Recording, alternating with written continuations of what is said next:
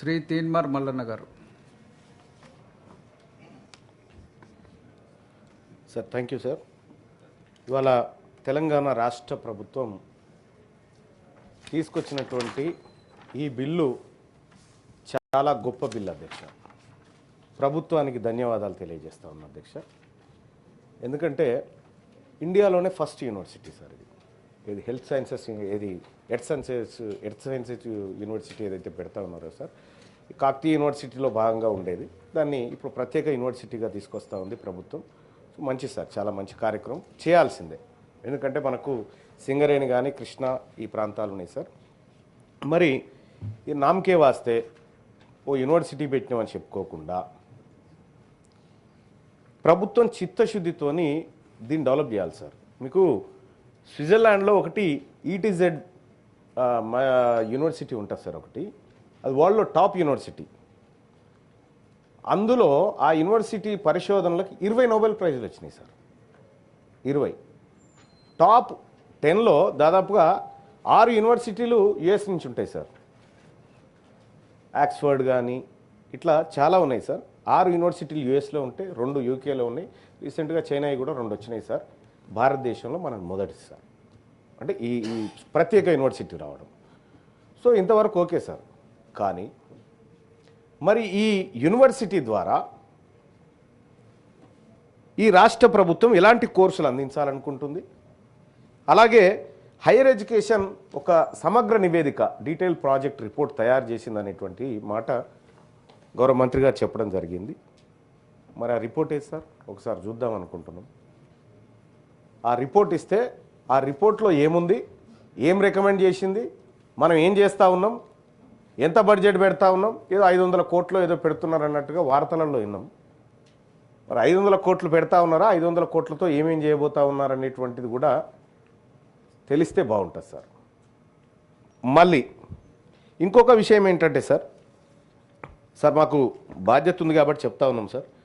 ఈ ప్రభుత్వం తీసుకొచ్చినటువంటి ఈ యూనివర్సిటీ సార్, మొన్న కాకతీయ ఈ యూనివర్సిటీ ఉస్మానియా యూనివర్సిటీకి పోయి 1000 కోట్లు అనౌన్స్ చేసిరు సార్ ఓ జీవో.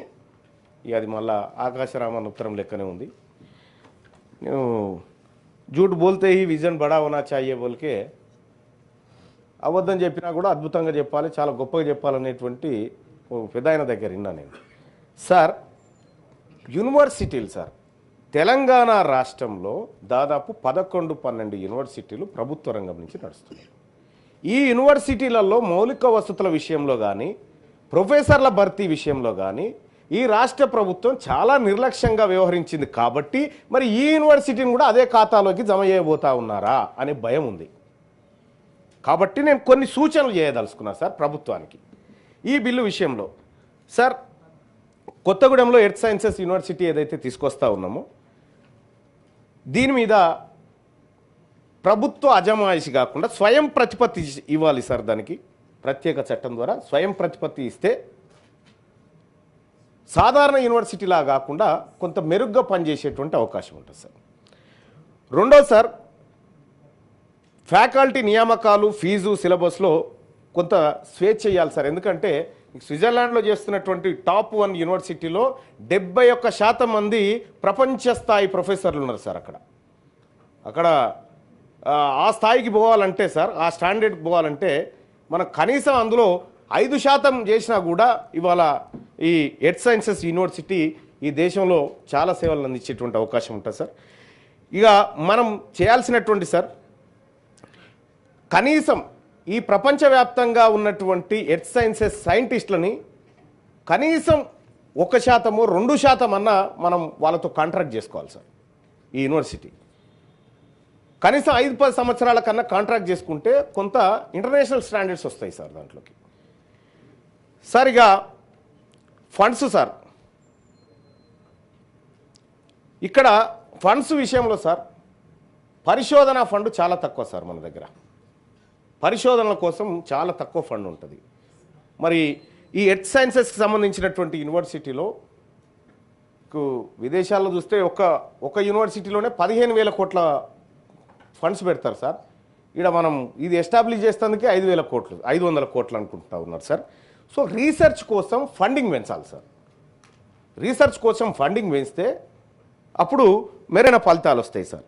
అయితే ఈ కొత్తగూడెంలో చేస్తున్నటువంటి ఈ యూనివర్సిటీలో సార్ మనకు పక్కనే గోదావరి కూడా ఉంటుంది సార్.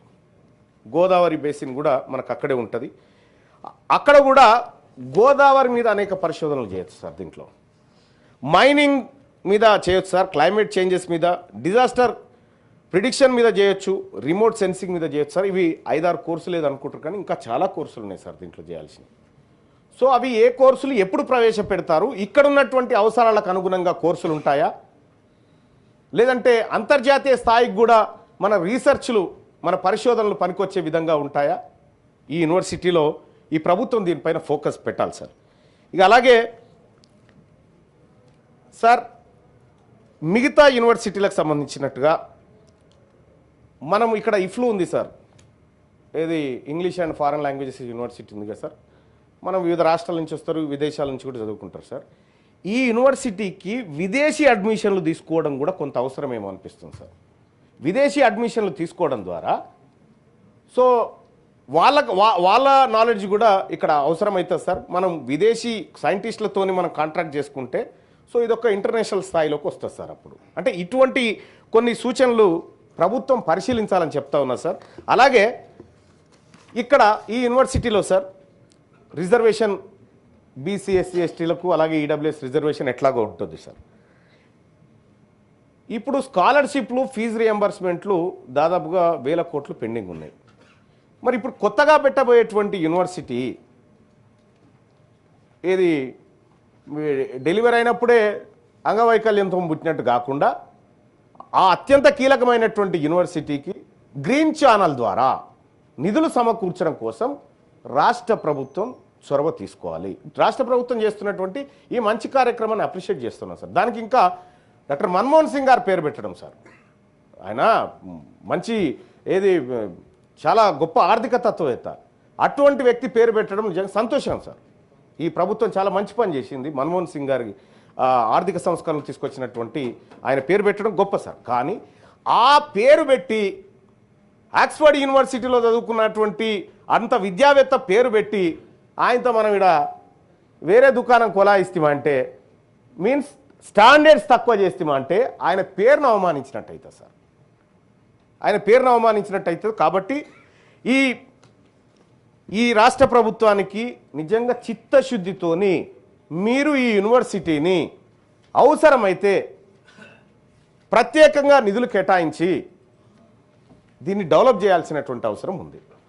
అలాగే సార్ ఎడ్యుకేషన్ పాలసీ అని సార్, ఎడ్యుకేషన్ పాలసీలో జిఎస్డిపిలో 6% ఖర్చు పెట్టమని ఉంది. అందులో రాష్ట్ర ప్రభుత్వం ఈ పనులు చేస్తే ఇవన్నీ చక్కగా అవుతాయి సార్.